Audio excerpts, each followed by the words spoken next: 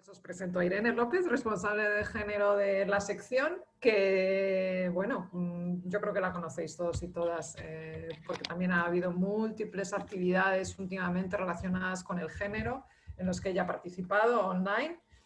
Y si no, bueno, pues que trabajamos de manera muy estrecha con ella desde el departamento de campañas, tanto para las campañas, las acciones, los documentos, las investigaciones y bueno, pues nos va a contar cómo incorporar el género en esta campaña y creo que estará contenta porque tiene más tiempo del que contaba, con lo cual tenía un tiempo bastante reducido para una presentación un poco larga, entonces yo aún así creo que te tengo que cortar, Irene, para que luego haya tiempo para preguntas y comentarios, que yo creo que es muy rico en este taller, que está habiendo bastante espacio y tiempo para que la gente participe. Entonces yo sugiero que también en este espacio quede tiempo para la participación.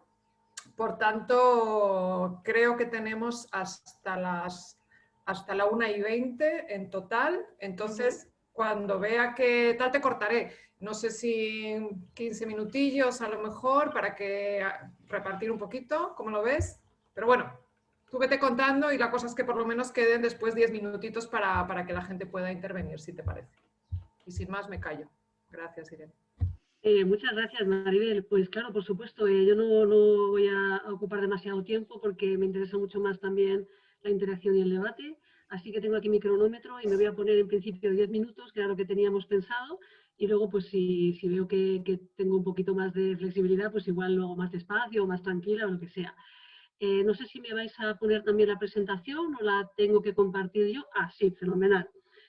Pues muy bien, pues como decía, pues vamos a ver el tema del enfoque de género en la campaña. Esto es algo que he estado trabajando mucho ya en relación a la atención primaria con Marta y con Maribel en todo lo que tiene que ver con el ámbito de la campaña de vacunas.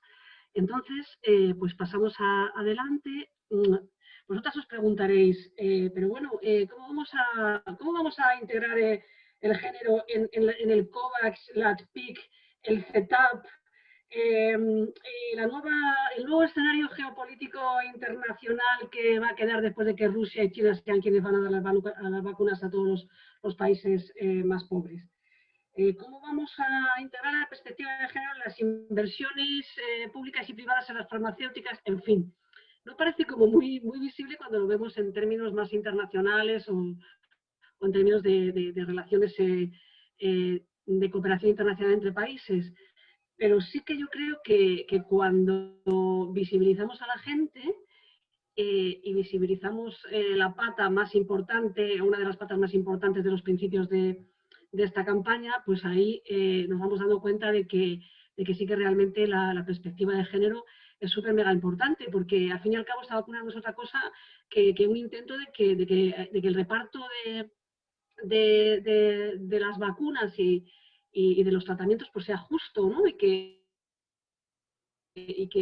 llegue precisamente a todas esas personas que por distintos motivos pues están más en riesgo o pueden quedar excluidas de ese acceso, ¿no? de ese acceso, de esa disponibilidad, de esa asequibilidad y de esa adaptación cultural. Entonces, pues es un poco desde este punto de vista. Y bueno, pues lo que yo os invito a hacer es el recorrido, que me acompañéis un poco por el trabajo que hemos hecho con Marta y con Maribel desde el área de género para tratar de hacer algunas orientaciones o recomendaciones sobre cómo seguir integrando la perspectiva de género ya más en la fase de aplicación o de puesta en práctica de la campaña.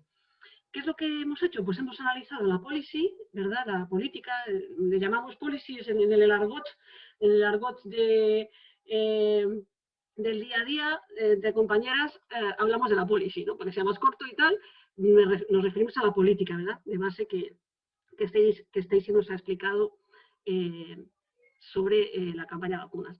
A partir del análisis hemos hecho también una serie de aportaciones a la estrategia global que se fue pergeñando en el secretariado.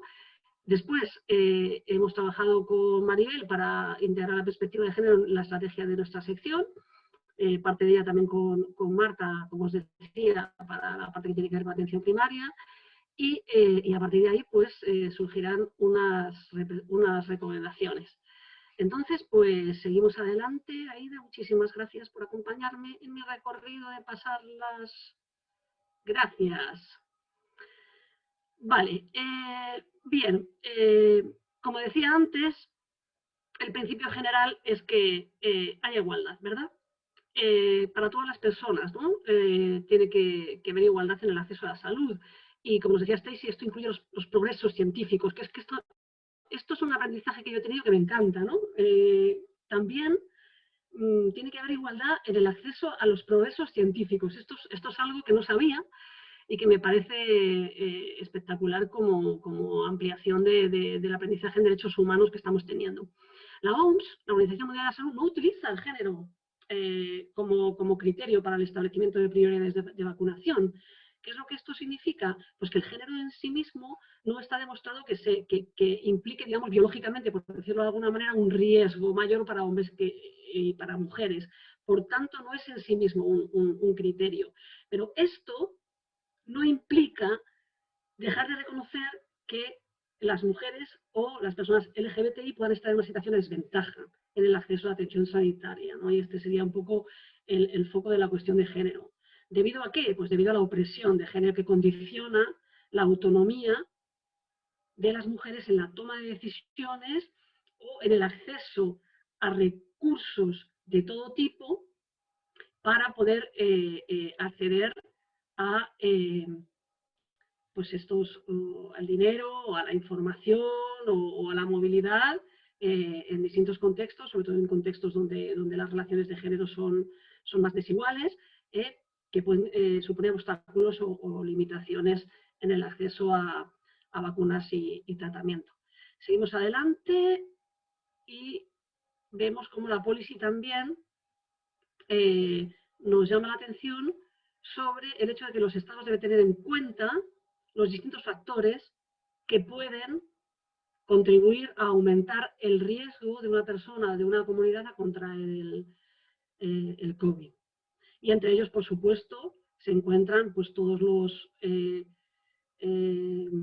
motivos clásicos de desigualdad y discriminación y algunos otros que son más específicos en el ámbito de la salud en relación al COVID, ¿no? Pero tenemos, por supuesto, entre ellos está el sexo, el género, la edad, la orientación sexual, la identidad de género, también la condición de indígena, la etnia, el trabajo, la discapacidad o la condición de migrante y refugiado o refugiada. También la policy llama la atención sobre el hecho de que las emergencias anteriores de salud pública han demostrado que las mujeres y las niñas, especialmente las que desempeñan roles de cuidados, sufren efectos desproporcionados y desigualdad en el acceso a los servicios de salud, y los estados tienen obligación de garantizar que puedan superar estos obstáculos. Además, los estados deben prestar especial atención a los grupos marginados y a las personas con condiciones jurídicas e identidades interseccionales. El concepto de interseccionalidad va a ser un criterio que debamos tener en cuenta en todo el trabajo que hagamos de aplicación de nuestra campaña, porque siempre que hablemos de colectivos va a haber diferencias dentro de esos colectivos y motivos interseccionales. Las mujeres se ven sometidas a formas de opresión de género al tiempo que formar parte de esos grupos o de esas identidades, ya que cuando tengamos que identificar esos colectivos a los que vamos a dar seguimiento, pues veamos que pueden estar excluidas de la vacunación, pero además tener motivos sumados, ¿no? Interseccionales, de manera que haya una opresión interseccional como mujeres y como pues, parte de las personas que son refugiadas rohingya, por ejemplo, las mujeres rohingya. ¿Seguimos?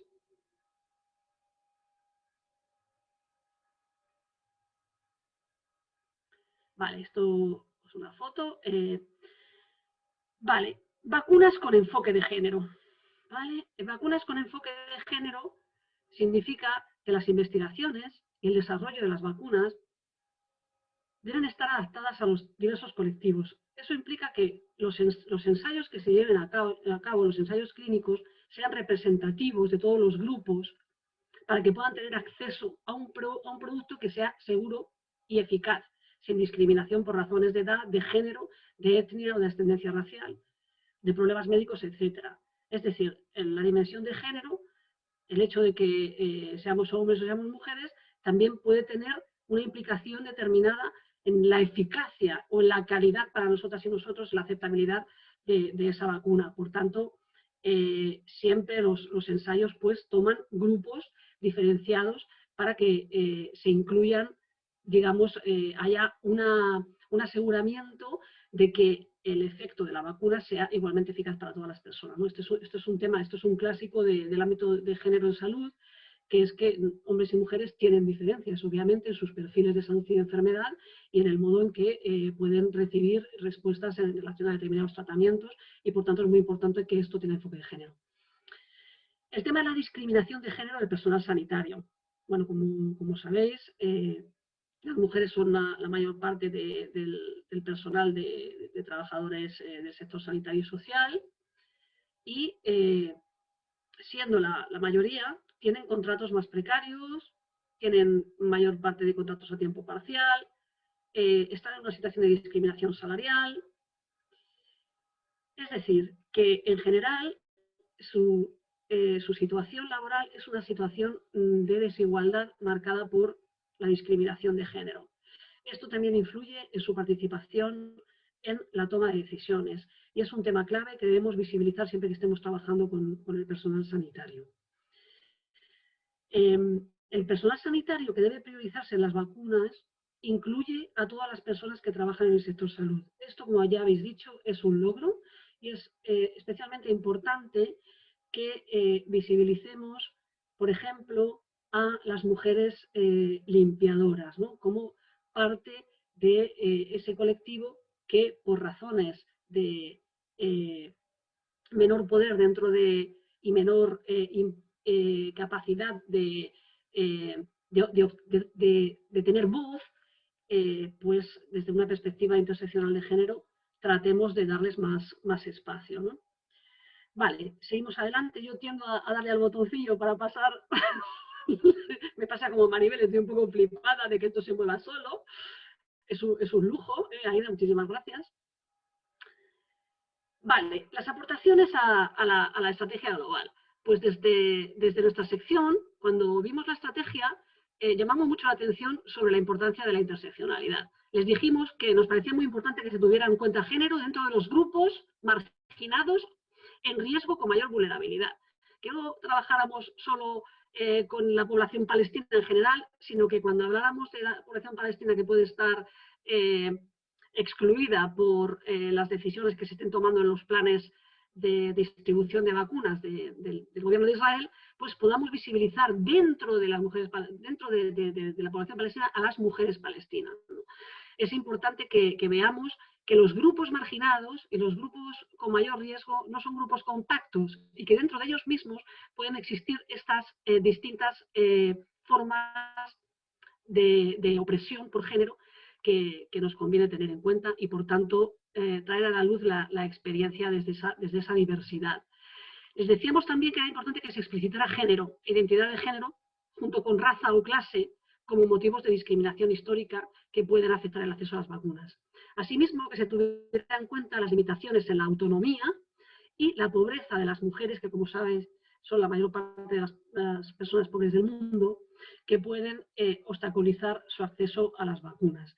Por tanto, aquí la gratuidad y el seguimiento de esa gratuidad y de que no haya costes acompañados, ¿no?, porque no solamente es importante que sea gratis la vacuna, sino que no haya costes para poder acceder a ella, sean costes de movilidad, sean costes de necesidad de desplazamientos o dificultades para tomar propias decisiones, pues esto se tenga también en cuenta.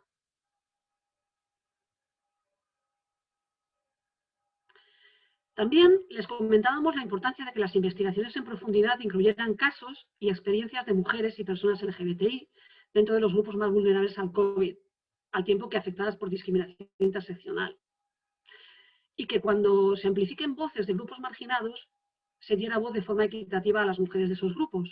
Que la igualdad de género forme parte de los principios para evaluar el respeto a los derechos humanos de los planes nacionales de distribución de vacunas. y más en concreto que los planes integren una perspectiva de género en la determinación de sus prioridades.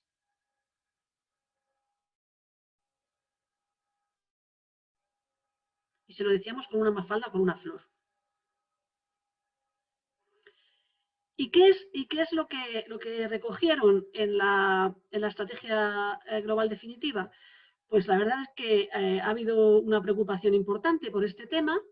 Sí que tenemos una visión con perspectiva de género y hay 2 o 3 aspectos que son especialmente relevantes, que tienen que ver con que la estrategia definitiva incluye el foco en la desigualdad racial y de género de cara a las audiencias. Ese sería uno de los temas importantes.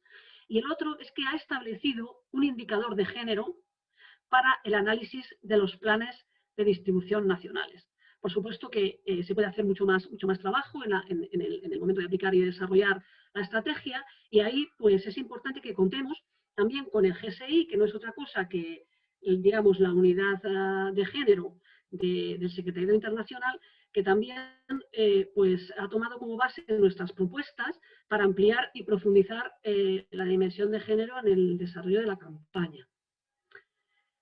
Y nuestra estrategia. Nuestra estrategia, como os decía, pues hemos hecho un esfuerzo, aunque no siempre es fácil visibilizar en aspectos muy globales los temas de género, pero yo creo que hay algunos elementos donde sin duda tenemos una ventaja comparativa y sin duda vamos a poder avanzar en temas de integración de esta perspectiva. Uno de ellos, sin duda, es que nos hemos propuesto que el análisis de género de los programas nacionales de distribución de vacunas lo tengan, ¿no? Y es el caso, especialmente en España, que ya ha comentado Marta, donde hay una serie de grupos prioritarios señalados, entre los cuales yo aquí destaco el tema de las trabajadoras domésticas y del sector de cuidados, como mayoría de mujeres y además migrantes, donde hay, por tanto, hay una interseccionalidad importante y donde vamos a tener un seguimiento por parte del trabajo del área desk específico, ¿no? y que vamos a apoyar. Igualmente, el tema de que el personal sanitario incluya no solamente al personal médico y a las enfermeras, auxiliares, etcétera, sino incluso al personal de limpieza, pues creo que es un elemento clave para visibilizar género e interseccionalidad.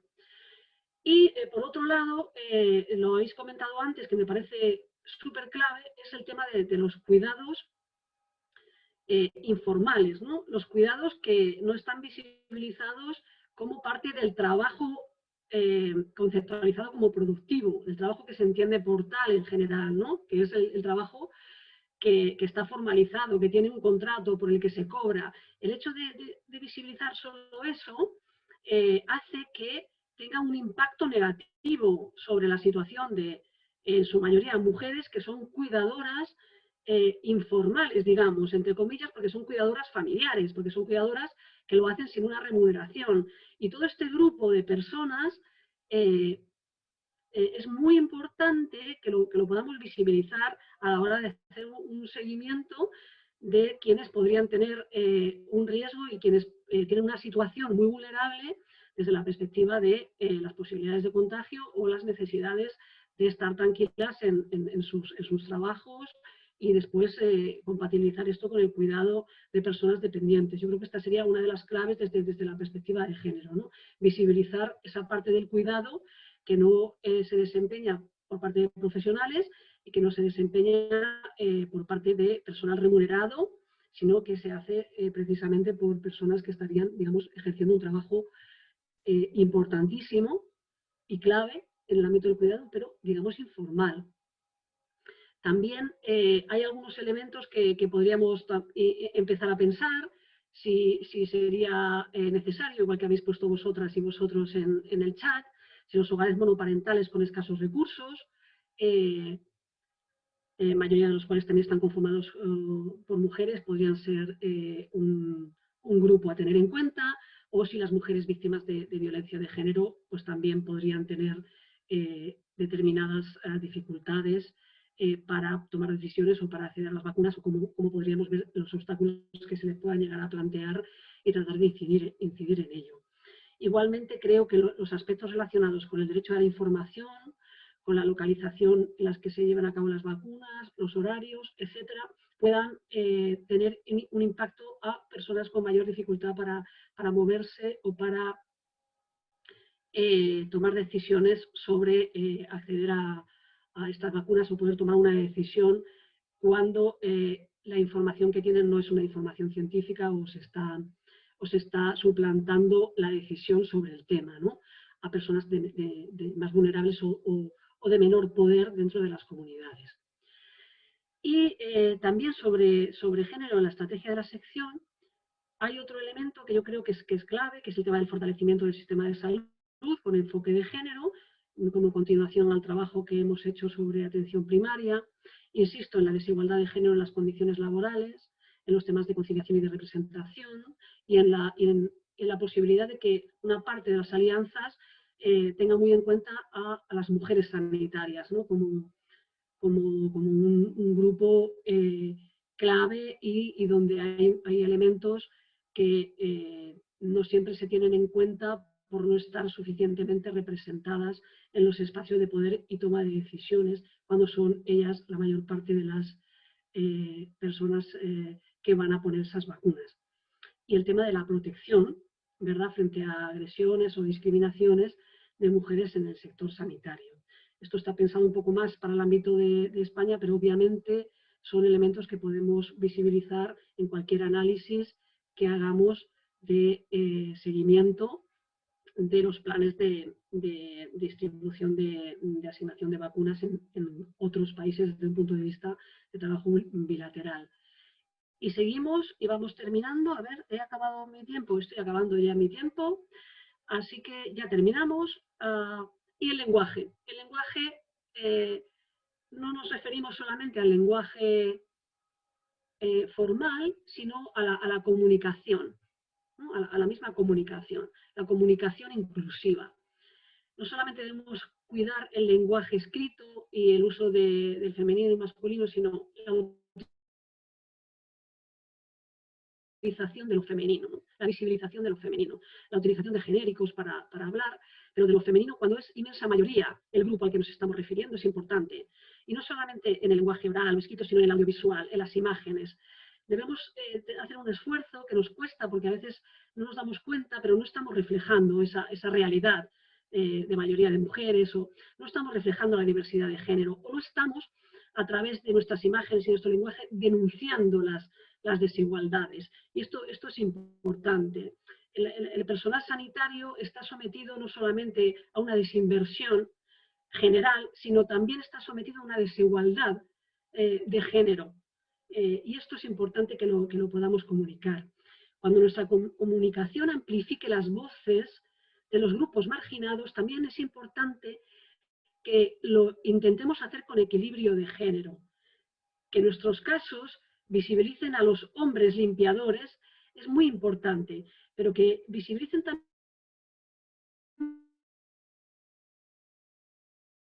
a las mujeres limpiadoras, también puede ser casos, visibilicen mujeres amazónicas, rohingyas, que cuando hablemos de personas en cárceles podamos hablar de las presas, que cuando hablamos de personal en situación de inmigración hablemos de mujeres migrantes y tengamos casos y representación de ellas, es importante. Que cuando hablemos de personas que están teniendo dificultades para acceder a las vacunas y que pueden ser priorizadas, podamos incluir a las trabajadoras informales de los cuidados, puede ser también clave. Y con esto, solamente agradeceros